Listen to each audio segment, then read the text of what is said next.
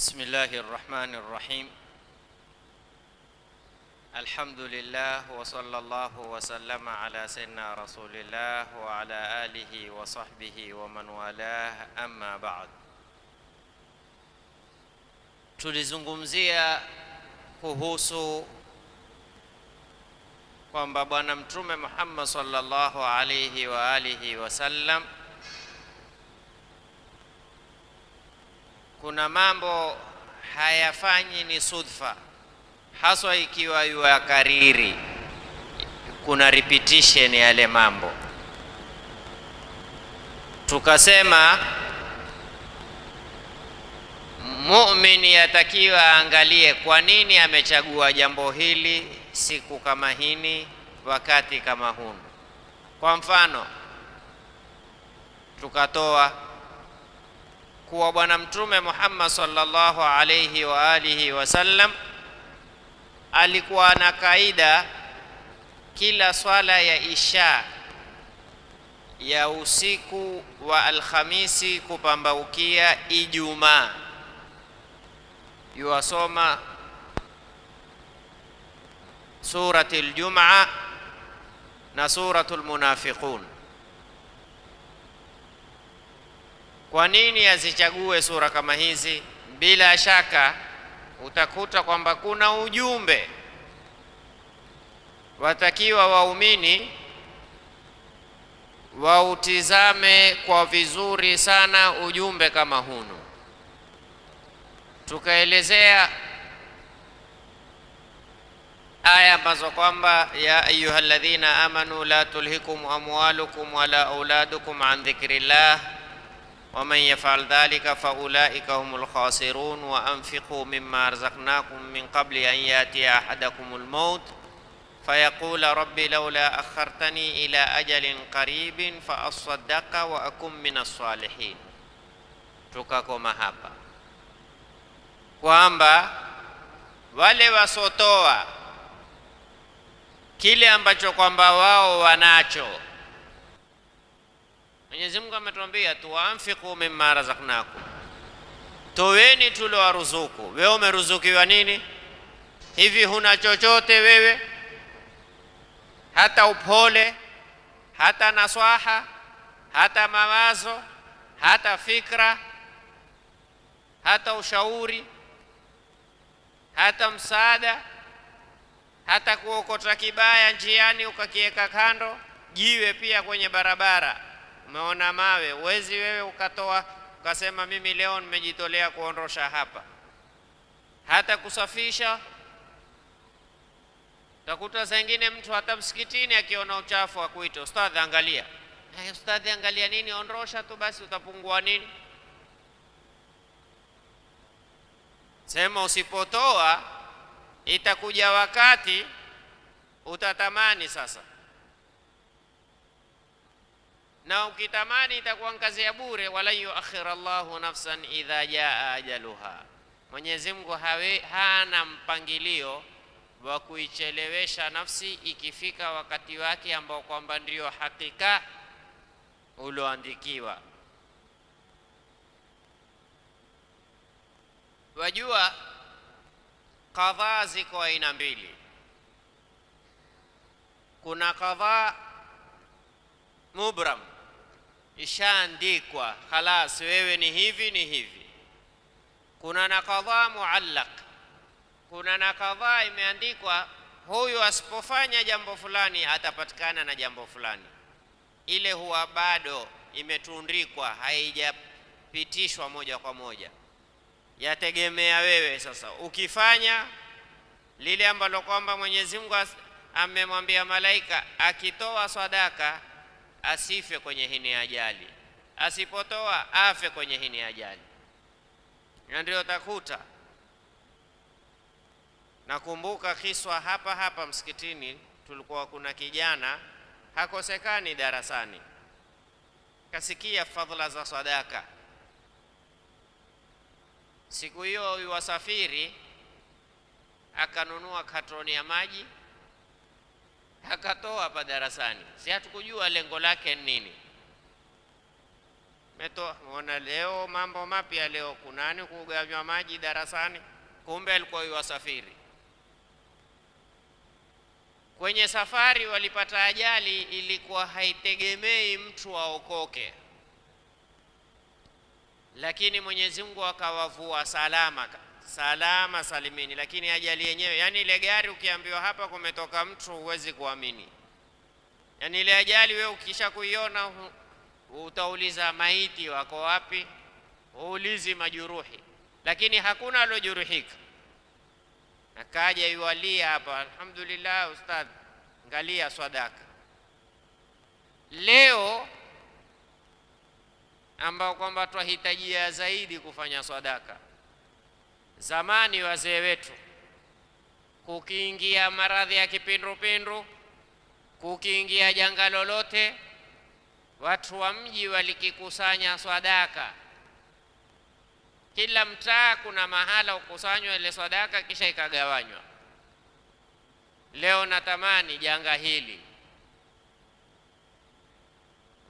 kila mtaa wakusanye kiakima fulani, wachinje sadaka, asa Mwenyezi Mungu awahifadhi, asa Mwenyezi Mungu awaondolee janga kama hili, asa Mwenyezi Mungu awatuondolee balaa kama hili. Lakini ukizungumza haya utaonekana waleta mambo mapya, na Mtume sallallahu alaihi wasallam atuambia dau mardhakum bisadaqa, wafanyeni tiba wagonjwa.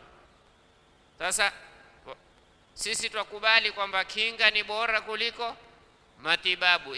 Ukiwa we ni mgonjwa ukatoa sadaka, je, ikiwa utatoa sadaka kabla huyawa mgonjwa, maana yake ndio nini? Ni kwamba wewe hutokuwa mgonjwa. Hebu wajaribu kila mtaa wakusanye. Mumeonelea nyinyi mtapika chakula mugawanye maskini, mumeonelea mtachinja mugawanyie maskini, hili janga litaondoka. Lakini janga haliondoki kwa sanitizer wala kwa nini hizo maski wala nini. La, janga litaondoka kwa mambo mawili ya msingi: kurudi kwa Mola na kujipendekeza kwa Mola. Na hakuna kitu ambacho kwamba Mwenyezi Mungu akipenda kama sadaka. Angalia Mtume swalla sallam asemaje kuhusu sadaka: as-sadaqatu tudfi'u ghadaba rabb, sadaka huzima hasira za Mwenyezi Mungu. Hii ni alama Mungu ana hasira na sisi. Kitu cha kumtuliza hasira zake kutoa sadaka. Ni kama wewe, walillahi almathalul ala, usikia OCS kukasirikia, ukimpa chochote basi kuisha. Na ule OCS ukimpa nchake, Mwenyezi Mungu ukitoa sadaka haimnufaishi ile sadaka. Lakini kuwa Mwenyezi Mungu apenda kutuona sisi twasaidiana, kuwa sisi twapeana, kuwa sisi twatoa, ile sadaka si faida kwa Mwenyezi Mungu. Ikile ukitoacho, Mwenyezi Mungu asemaje? Wama tuqaddimu li anfusikum, si lillahi, mukitoacho li anfusikum tajiduhu inda Allah, tena Mungu atakuwekea ukipata. Kwa hiyo ni muhimu. Kuanzia mwanzo tumeambiwa sisi wa anfiqu mimma razaqnakum, toweni min qabli an yati ahadakumul maut, kabla corona haijakupata. Ana siku hizi ikijulikana apatikana na corona ule endrao, basi kabla corona toa. Fayaqula rabbi laula akhartani, sio tena umeshikwa na corona umeambiwa uko positive, ya rabbi nikipoa ya wapi? Wala yuakhir Allahu nafsan, Mwenyezi Mungu tena hatoi tena time, hakuna tena muda, ndio wendao. Ukitoka hospitali kikoani, na siku hizi ndio direct moja kwa moja, wengine manake hata nyumbani hawapiti, wakitoka hospitali moja kwa moja paka. Subhanallah. Nga zamani ulikuwa una stage kama mbili, pengine upekwe kwa mama, kisha upekwe kwa mke, kisha uletwe msikitini, kidogo kidogo nga hutembea. Lakini siku hizi bati hili, subhanallah. ndio wakati wa kutoa. Toa, liyunfiq dhu sa'atin min sa'ati, kila mmoja atoe kile anachostahiki. Na fikra nzuri, mawazo mazuri, ni watu wa mtaa waangalie ni kitu gani tutafanya, asa insha Allah taala kwa baraka ya kutoa. Kama watatinda ni mbuzi, ni ng'ombe, ni ngamia, wagawanye sadaka ya mtaa. Ni siku hizi watu wamekuwa hawana ile roho. Zamani ulikuwa ukiona mtu akiwa na matatizo atapika kunde na uji akiwapa watoto, sadaka ile. Watu wakiliona mambo ya kudharau sana, lakini ni sadaka, ilikuwa ni kinga kubwa sana. Kwa hiyo ni muhimu tutoe, hasa kukiwa na matatizo kama haya, hasa kukiwa na janga. Kinga kubwa, sadaka tutfi'u ghadabu rabb, sadaka huzima kabisa ile hasira Mwenyezi Mungu. Sasa ile qadha, ile hukumu ambayo Mwenyezi Mungu amekupangia, ambayo kwamba bado haijapitishwa moja kwa moja, huweza kucheleweshwa na sadaka. Na hata haswa kisa kilokuwa maarufu wakati wa Nabii Allah Suleiman. Namalizia na hichi kisa. Wakati wa Nabii Allah Suleiman, ilikuwa Israeli akipenda sana kuya kwenye baraza Nabii Allah Suleiman. Nabii Allah Suleiman alikuwa na baraza kama hizi baraza zetu za kahawa yao za sijui nini. Sasa Israeli naye huja pale maskani, lakini watu wote hawamjui. Amjuao nani? Ni Nabii Allah Suleiman peke yake. Sasa kuna bwana akamwambia Nabii Allah Suleiman, bwana, kesho Jumamosi kuna harusi ya binti yangu, usikosekane. Tafadhali piga ua, lakini usipange programu yoyote, nataka uje harusini. Maana kuna wengine ukiwaambia ndo harusini, muhimu iwe ni mtana, una haja kumuhimiza moja kwa moja atakuja, bora iwe ile harusi ni mchana. Ayua mtana kuna biriani. Sasa Nabii Allah Suleiman akamwambia inshallah nitakuja.